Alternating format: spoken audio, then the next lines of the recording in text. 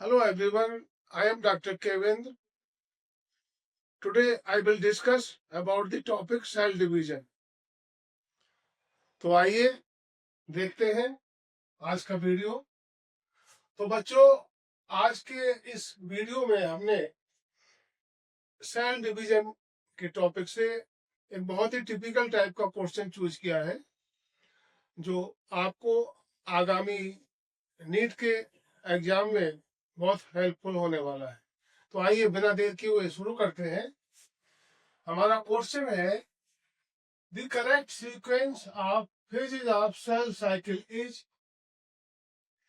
आज के इस क्वेश्चन में सेल साइकिल की कुछ फेजेस दी हुई है, सेल साइकिल से रिलेटेड कुछ अवस्थाएं दी हुई है और हमें जो ऑप्शन दिए हुए हैं उन ऑप्शंस में से इन फेजेस का या इन अवस्थाओं का करेक्ट सीक्वेंस चूज करना है।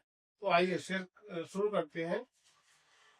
ऑप्शन ए है S phase, G1 phase, G2 phase and last is M phase। Option B दिया है G1 phase, S phase, G2 phase and M phase।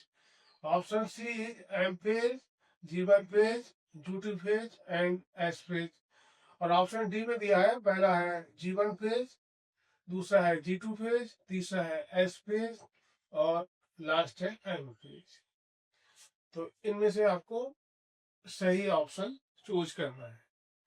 तो इससे से पहले समझते हैं कि ये फेजेस होती क्या है, एक्सप्लेन करते हैं थोड़ा।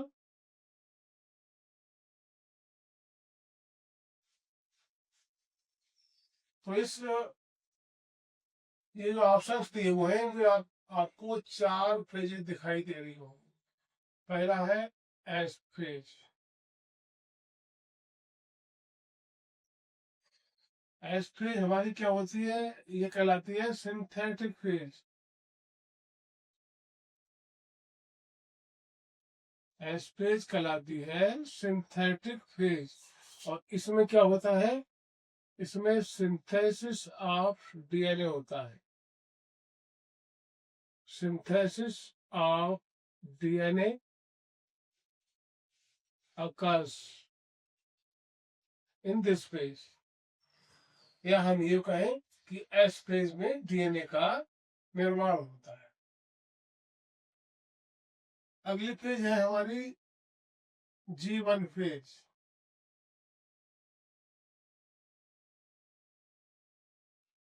G1 फेज जो होती है वह सेल साइकिल की फर्स्ट स्टेज होती है।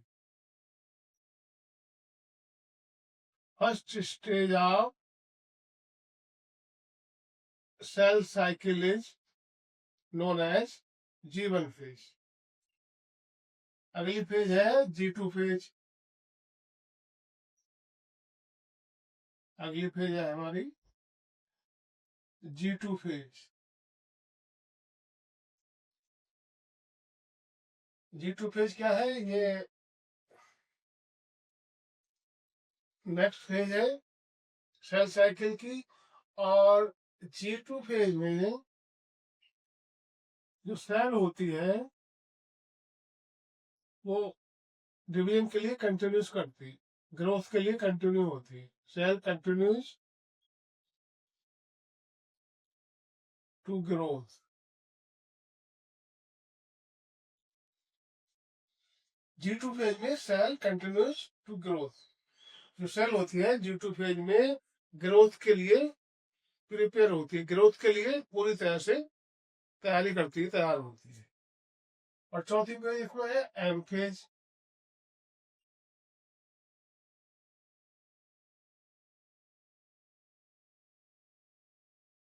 एम फेज क्या है, एम फेज को कहते हैं माइटोटिक फेज।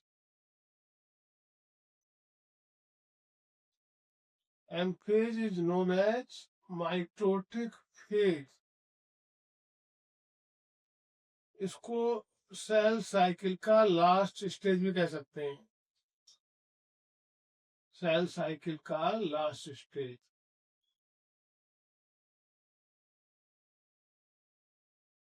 ये सेल साइकिल का लास्ट स्टेज है, कौन सा, एम फेज। और बच्चों एम फेज में दो स्टेजेस आती हैं। इसमें पहली स्टेज होती है कैरियोकाइनेसिस।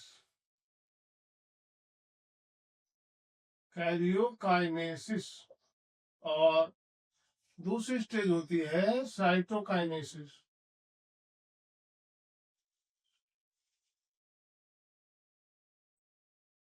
तो बच्चों कैरियोकाइनेसिस क्या होता है?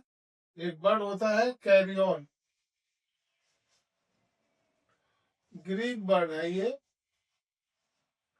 और इसका मीनिंग होता है न्यूक्लियस। न्यूक्लियस या केंद्रक।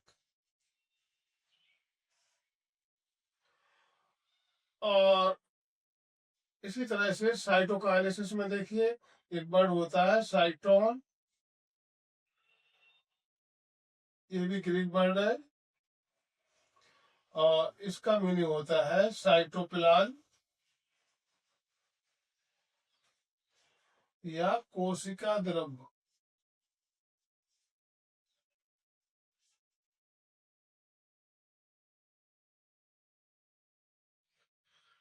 तो जो एम फेज है या माइटोटिक फेज है, इसकी जो कैरियोकाइनेसिस स्टेज होती है, इसमें न्यूक्लियस टू पार्ट्स में डिवाइड होता है। इसमें न्यूक्लियस का डिवीजन होता है।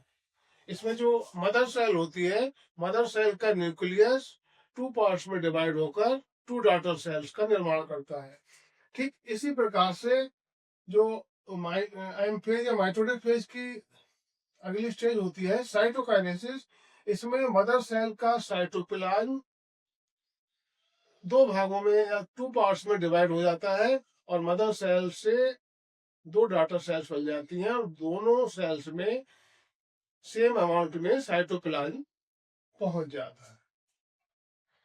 अब आपको समझ में आएगा कि इसका सही आंसर क्या होगा। तो ऑप्शन ए से ट्राई करते हैं। इसमें दिया है वाला एस फेज। तो एस फेज हमने बताया क्या है, सिंथेटिक फेज, जिसमें डीएनए का सिंथेसिस हो रहा है। फिर है जीवन फेज। और जीवन फेज क्या है?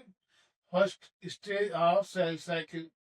तो जब सेल साइकिल की फर्स्ट स्टेज हमने जीवन फेज बताई है, तो ऑप्शन ए नहीं होगा।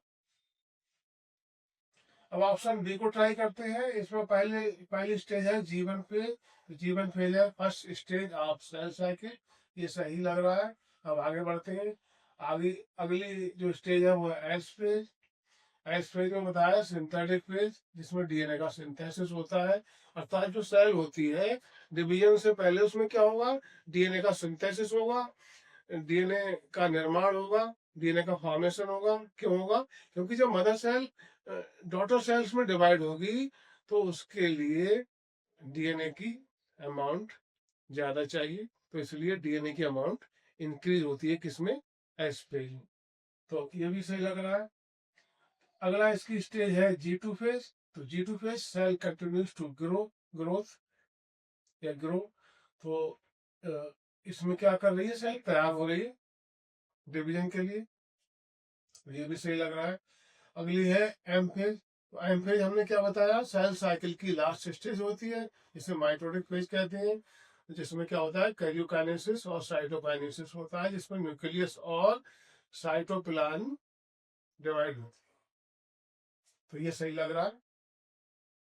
इस पर अभी हल्का सा टिक करते हैं। अगला सी ऑप्शन देखते हैं। इसमें दिया है पहला एम फेज।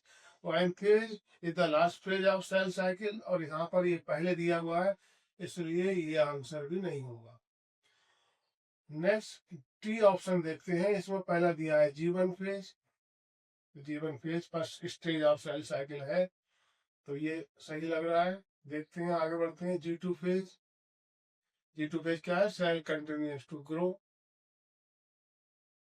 सेल कंटिन्यू कर रही है ग्रो के लिए, ग्रो हो रही है। लेकिन जब सेल कंटिन्यू हो रही है ग्रोथ के लिए, तो उसके लिए पहले डीएनए भी तो चाहिए।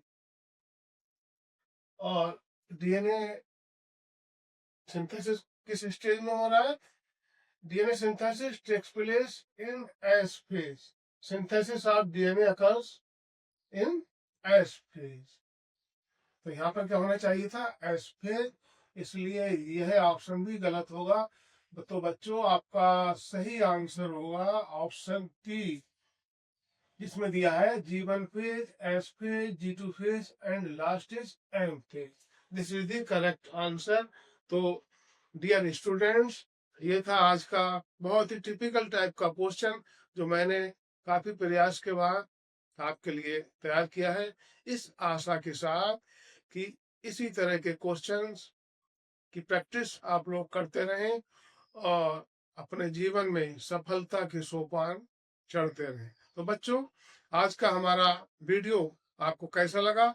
अगर आप आज का वीडियो आपको हेल्पफुल लगा हो तो हमारे वीडियो को लाइक करें, दोस्तों को शेयर करें और ऐसे ही नए नए वीडियो देखने के लिए हमारे चैनल को सब्सक्राइब करना ना भूलें।